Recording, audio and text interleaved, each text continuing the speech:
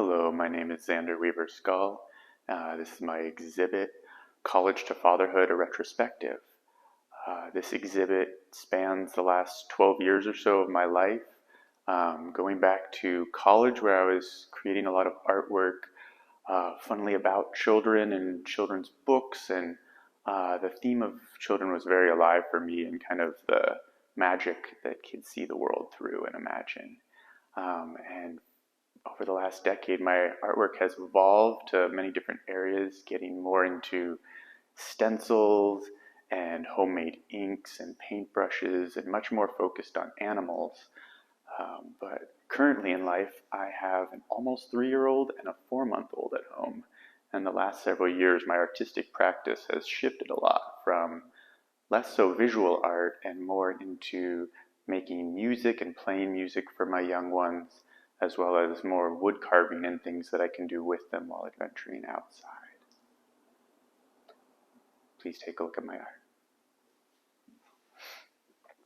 These 3 pieces are full-page illustrations for a children's book I wrote and illustrated in college titled Where is Away? And this is the imagined journey of the main character, Alex, riding on the back of their rubber ducky into space. And below is earlier in their journey, flying up into the clouds above the ocean. And these are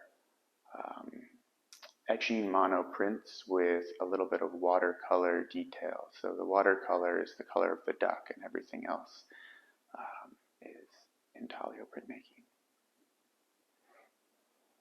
And the last image is Alex riding on the ducky in the big waves of the ocean.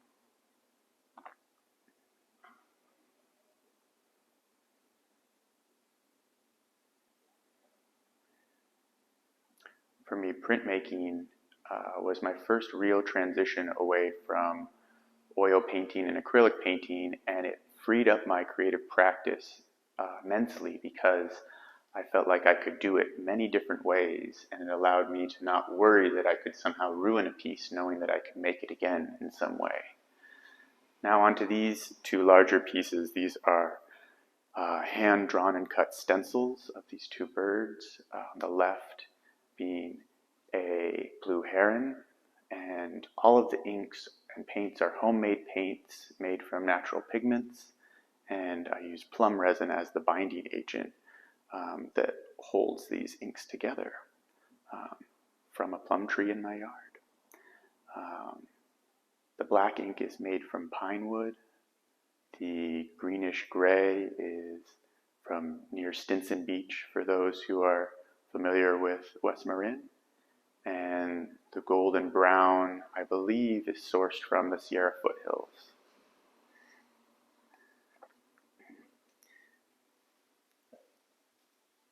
And this next piece is a brown pelican.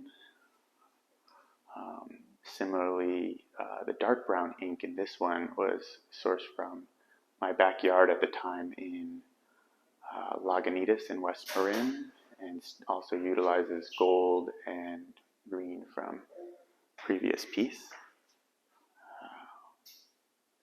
This piece is also from a series I was doing of threatened and endangered species that have recovered and now have considered healthy populations.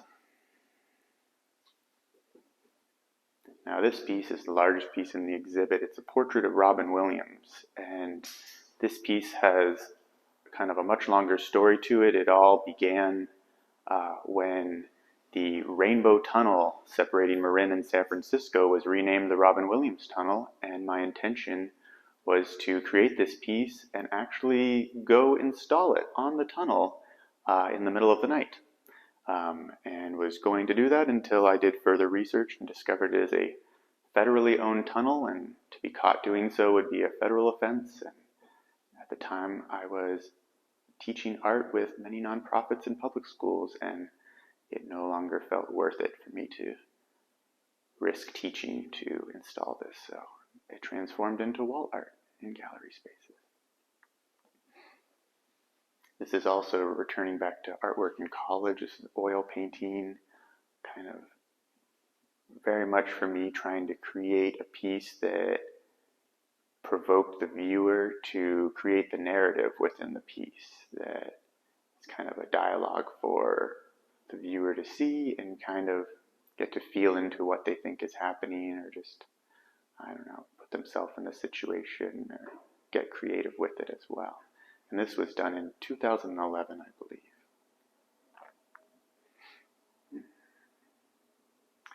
Going on, there's a watercolor and ink study for that piece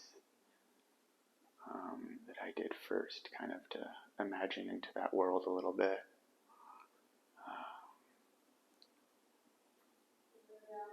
And you can hear in the background my 3-year-old who's running out of patience a little bit, which is totally perfect, as this show is about her.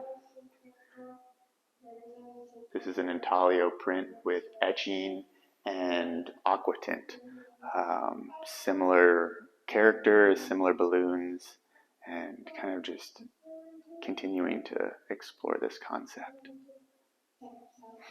Now, interplaced below are much more recent wood carvings I've done starting in 2021 to now. These are almost all made of local redwood that I hand carved and sanded. Some more intricate than others. The wooden cars made out of applewood and oak, and the other pieces were fun and delicate to try and create, trying to carve each piece out of a single piece of wood. Especially this last one, there's a ball inside that floats and moves that was carved from the inner piece of the wood and then kind of freed from it. And lastly, we have these 2 Thule elk paintings painted from photographs taken in Point Reyes. This first one, I took that picture myself, and it's painted with also homemade pine wood ink and with only paintbrushes that I made by hand. They're made with elderberry and soap root and bird feather and a tiny strand of my own hair to help tie some of it all together. While creating this artwork, I also worked as a nature educator, so I've really delved deeper and deeper into the natural world and pieces I've done. Now, this elk was photographed by a good friend of mine, Justin Strawn, and he gave me permission to use it as the source image for creating this piece, painted in the same way as the previous one with homemade ink and homemade brushes. Thank you so much for viewing, and I really hope you can make it into the gallery to come see my artwork in person and all the other amazing artwork of my fellow artists who are displaying here as well. Thank you. Hi there, I'm Laurie Sawyer. This is my exhibit at Gallery Route 1. I'm a visiting artist. It's called The Nature of Place. I chose that name because the artwork that I do relates to our area and to local concerns for the environment. And as a long-term resident, I have a deep affection for all of these things. I've raised 5 kids in Point Reyes and been here 35 years, and I feel very fortunate to be part of this community. And my work, I'd like to show it to you. These pieces about kelp are some of my most recent, and they are enlarged versions of scratch boards that I've done. This is a feather boa. Kelp is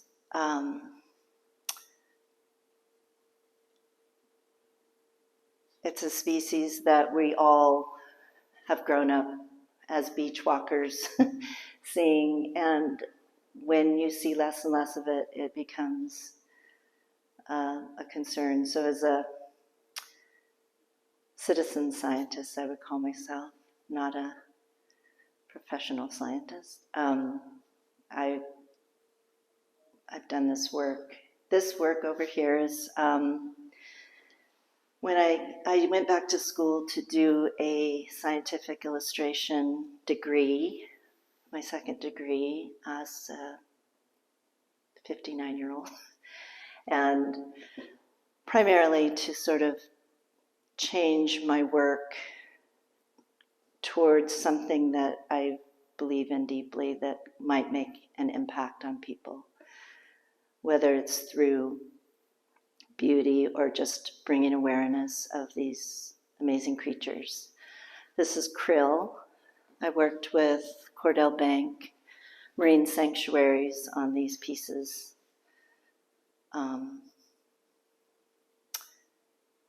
All of these larval stage animals are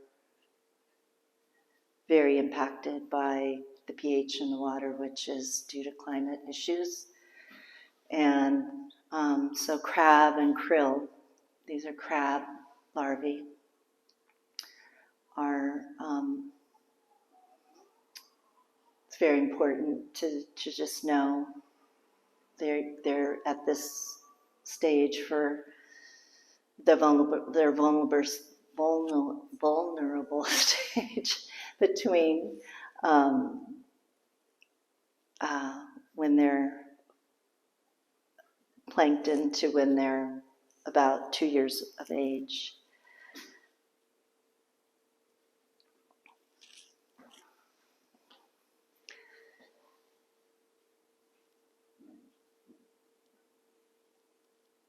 So the habitat is very important, and this piece has to do with the ocean floor and a healthy habitat for Dungeness crab, including urchins and flatfish and sea pens. This whole exhibit, I've counted over 120 different species, whether it's flora or fauna. This work, this series that we're going into now, is work I did for Marin Resource Conservation District, and it involves practices that are more sustainable in agriculture. So how do we live in this beautiful place and yet take care of it in the best practices? So all of these, whether it's composting, stream riparian work, or in this case, a soil health, coastal prairie, leaving areas of prairie,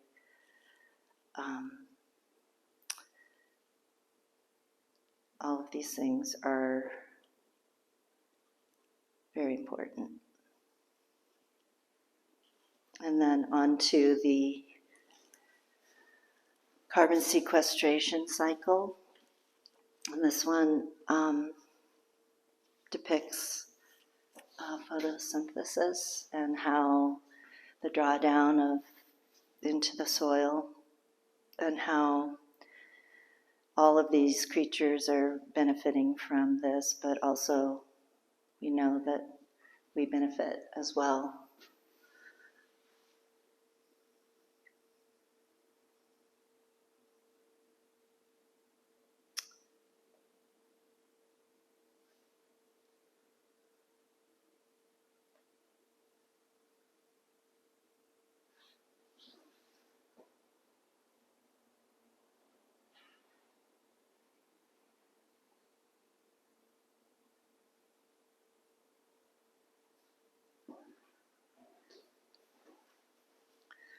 And then this is the salmon cycle here. We wanted to do a piece that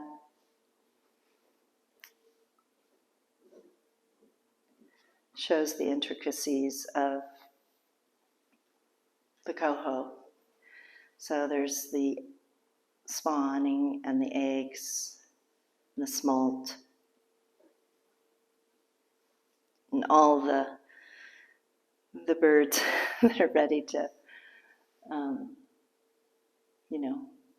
have a meal, and frogs and things. So it's a miracle when they actually make their full journey. And it's incredible that we have these kinds of environments at our back door that need protection.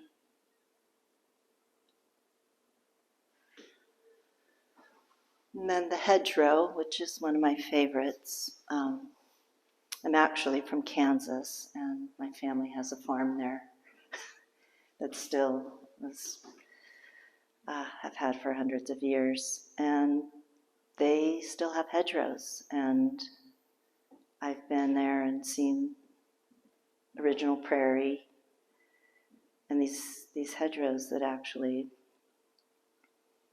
bring beneficial insects and have habitat for animals that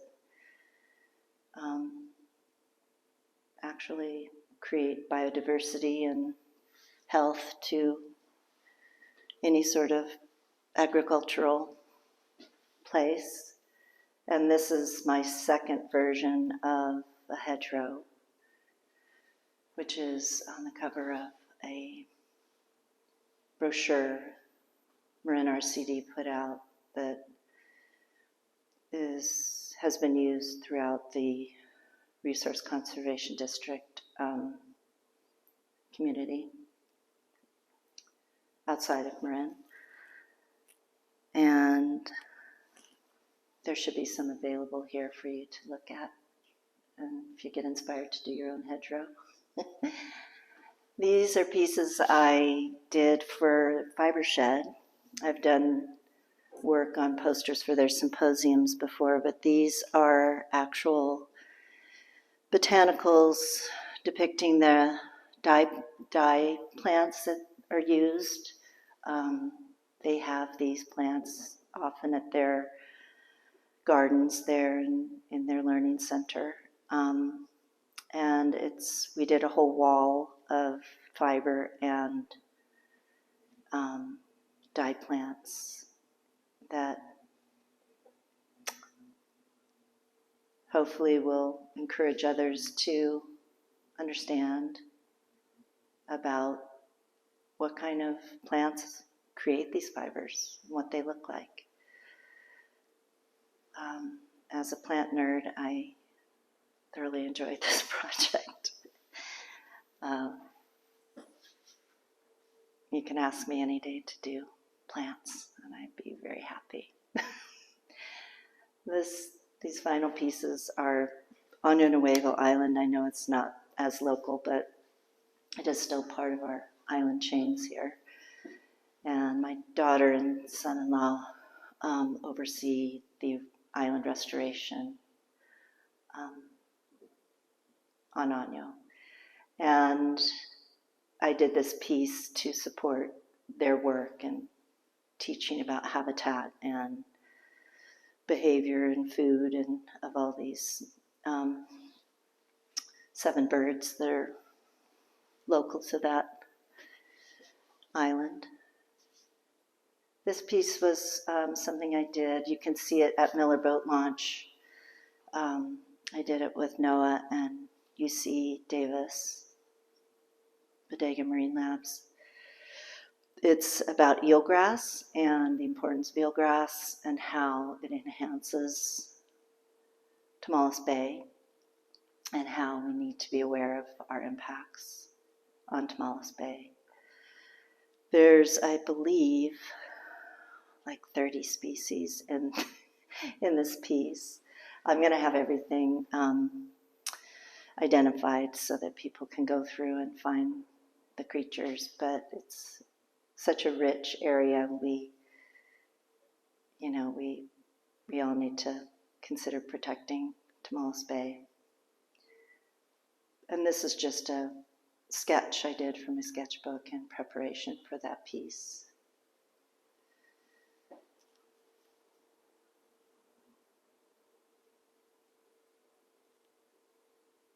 eelgrass is one of the very important carbon absorbers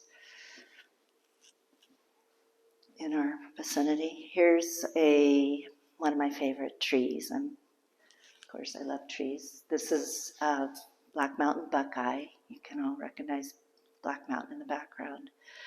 But it's the different phases of the year of the Buckeye. And that little seed pod at the bottom that's sprouting, one of my favorites.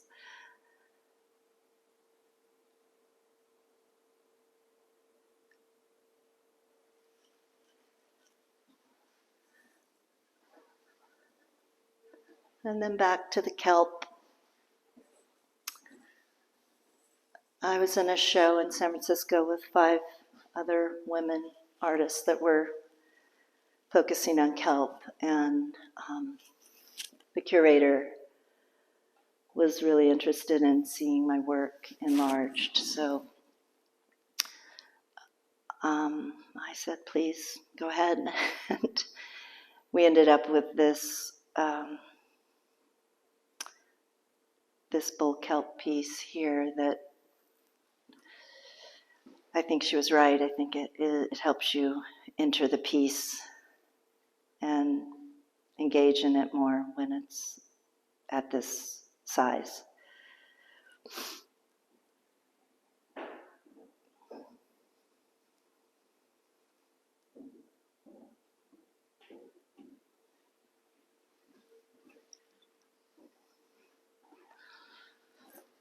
But I hope all of you are able to come to the show. There's other amazing artists here.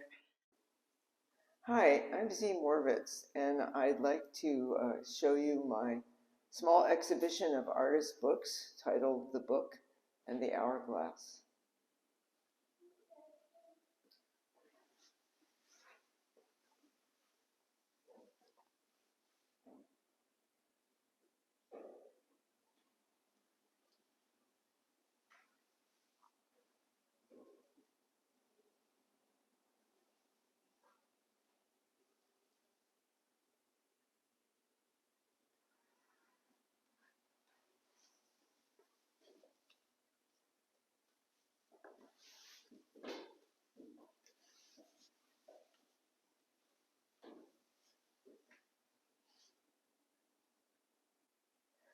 Altered books are actually real books that were mass-produced. They were popular, probably novels or something, and when their popularity waned, they were destined for landfill. And Tim, my husband, and I captured several shopping bags full of old books. And in the years since that time, we have made many works of art about books and using books. And the altered book is one way of using these books. They're fixed open, and then they become windows into the kind of alternate space that really happens when you read books. The hourglass itself is a symbol that I've used a lot in my work. I made a rubber stamp of the hourglass, and then it started to appear in all my work. And as you age, the passage of time becomes a lot more significant. So it definitely appeared in this series. I think of books as kind of time travel and space travel experiences. And they are, I think of them as universal human artifacts. If you accept cuneiform clay tablets, books go back thousands and thousands of years. And of course, they're going to move forward into the future in digital format. So they're a way that we can talk to each other across time and space. And I think of these open books as glimpses into other forms of reality. Sometimes the past, sometimes the future. In the background on the right, you see old texts.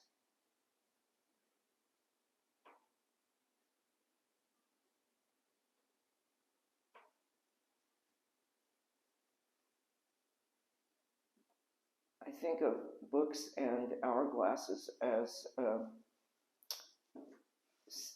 very much something made by a human being. They're not, animals don't mark the passage of time, and they don't leave the kind of records that we do about our lives. So it's a very essentially human activity to record what you see, what you think, where you've been, and when. When is important to human beings too.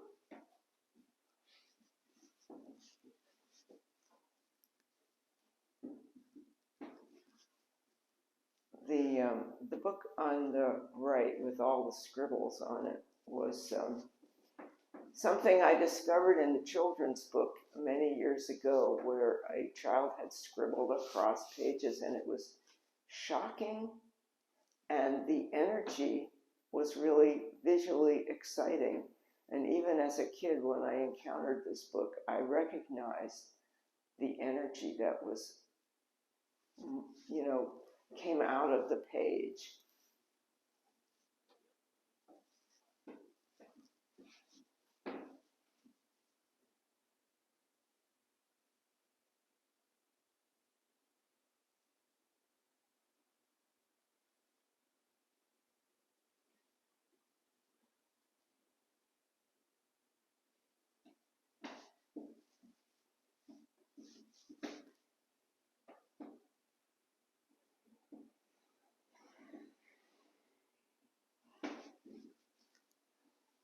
I had a set of old encyclopedias that I used as a basis of some of these books. And I got a certain charge out of obscuring all the information that had been so carefully gathered and yet was probably passé by the time I got the encyclopedia.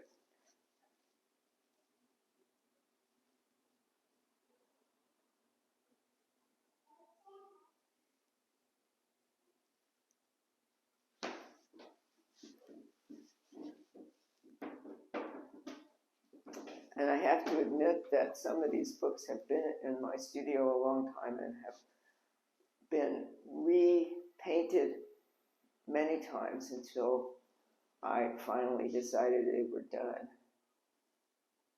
But they've lived several lives since their time as a standard book.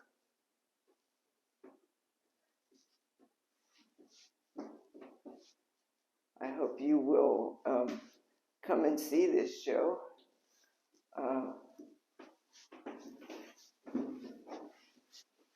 And take a moment to look at these books and see if you can see what I see in the making of them.